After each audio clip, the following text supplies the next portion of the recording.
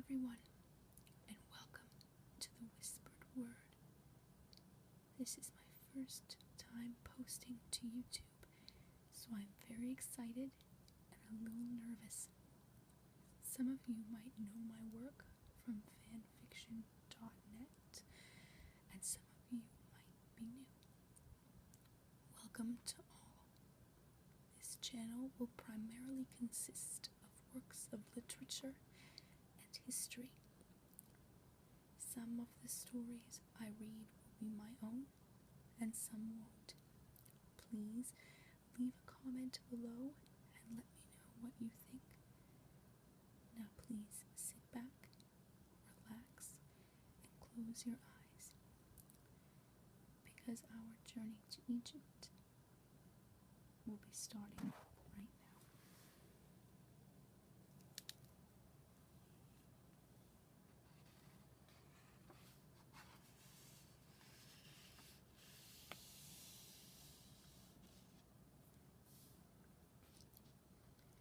In the beginning, before there was any land in Egypt, all was darkness, and there was nothing but a great waste of water called Nun.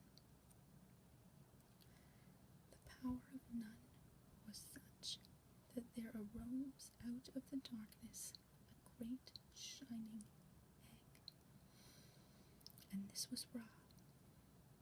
Now Ra was all-powerful, and he could take many forms. His power and the secret of it lay in his hidden name, but if he were to speak other names, that which he named came into being. I am Khepera at the dawn, and Ra at noon, and Atum in the evening, he said. And the sun rose and passed across the sky, and set for the first time. Then he named Shu, and the first winds blew. He named Tefnut, the spitter, and the first rain fell. Next he named Jeb, and the earth came into being. He named the goddess Nut, and she was the sky, arched over the earth, with her feet on one horizon, and her hands upon the other. He named Hapi, and the great river Nile flowed through Egypt, and made it fruitful. After this, Ra named all things that are upon the earth, and they grew. Last of all, he named mankind, and there were men and women in Egypt. Then Ra took on the shape of a man, and became the first pharaoh, ruling over the whole country for thousands and thousands of years, and giving such harvests that forever after the Egyptians spoke of the good things which happened in the time of Ra. But being in the form of a man, Ra grew old. In time, men no longer feared him or obeyed his laws.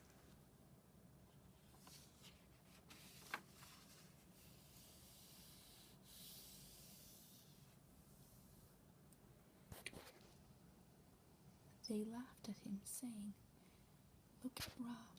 His bones are the color of silver.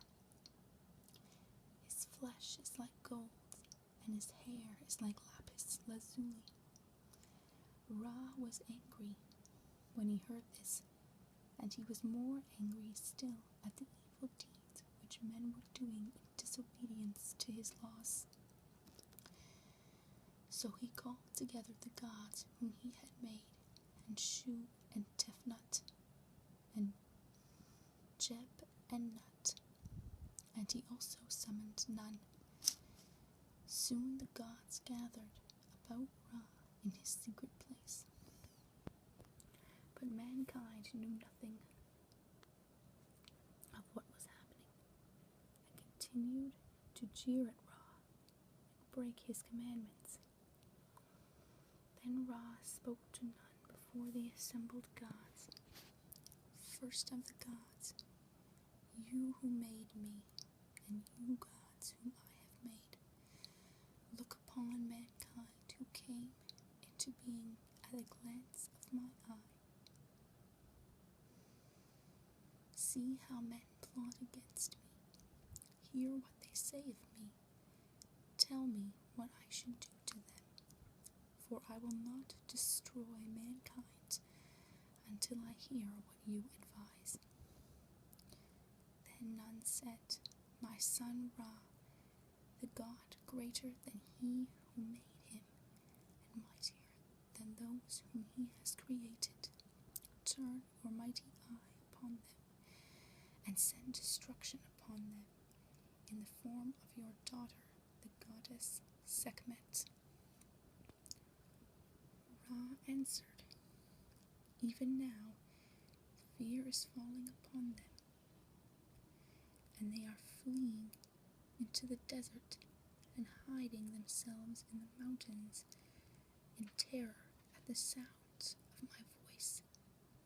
Send against them the glance of your eye in the form of Sekhmet, cried all the other gods, bowing before Ra until their foreheads touched the ground.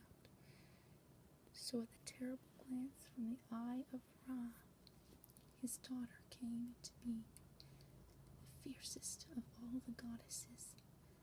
Like a lion, she rushed upon her prey, and her chief delight was in slaughter, and her pleasure was in blood. At the bidding of Ra, she came into Upper and Lower Egypt to slay those who had scorned and disobeyed him. She killed among the mountains which lie on either side of the Nile, and down beside the river, and in the burning deserts, all whom she saw, she slew, rejoicing in the slaughter and the taste of blood. Presently, Ra looked out over the land and saw what Sekhmet had done. Then he called out to her, saying, come, my daughter, and tell me how you have obeyed my commands. Sekhmet answered with the terrible voice of a lioness as she tears her prey. By the life which you have given me, I have indeed wrested vengeance upon mankind, and my heart rejoices.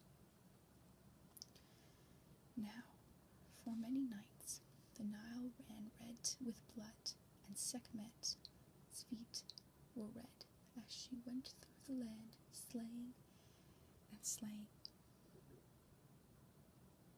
Presently, Ra looked over the earth once more, and now his heart was stirred with pity for men, even though they had rebelled against him. But none could halt the deeds of the cruel goddess Sekhmet, not even Ra himself, for she must cease slaying of her own accord, and Ra saw that this could only come through cunning. So he gave this command, bring before me swift messengers who will run upon the earth as silently as shadows and with the speed of storm winds. When these were brought before him, he charged them to go as fast as they could up the Nile to where it flows fiercely over the rocks and among the islands of the first cataract, and to go to the island that is called Elephantine, and bring from it a great store of the red ochre which was to be found there.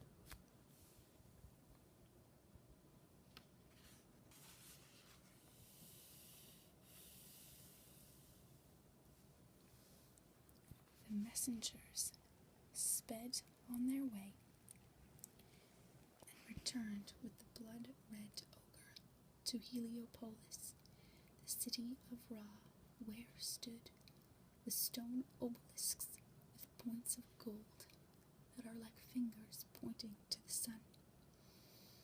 was night when they came into the city, but all day the women of Heliopolis had been brewing beer as Ra bade them. Ra came to where the beer stood, waiting in 7,000 jars, and the gods came with him to see by how his wisdom he would save mankind. Mingle the red ochre of elephantine with the barley beer, said Ra, and it was done, so that the beer gleamed red in the moonlight like the blood of men. Now take it to the place where Sekhmet proposes to slay men when the sun rises, said Ra, and while it was still night,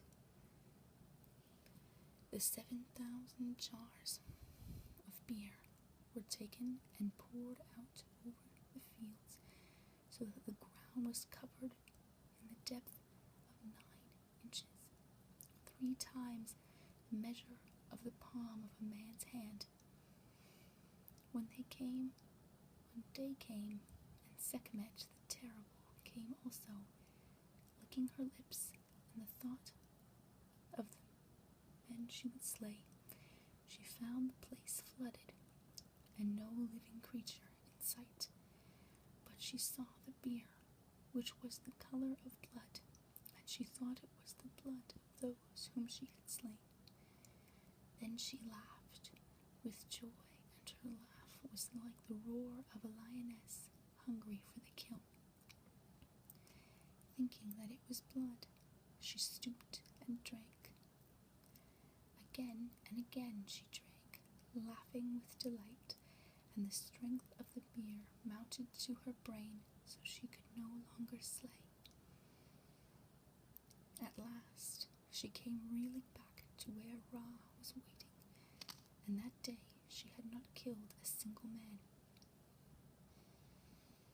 Then Ra said, "You come in peace, sweet one." And her name was forevermore after changed to Hathor, and her nature was changed to the sweetness of love and the strength of desire.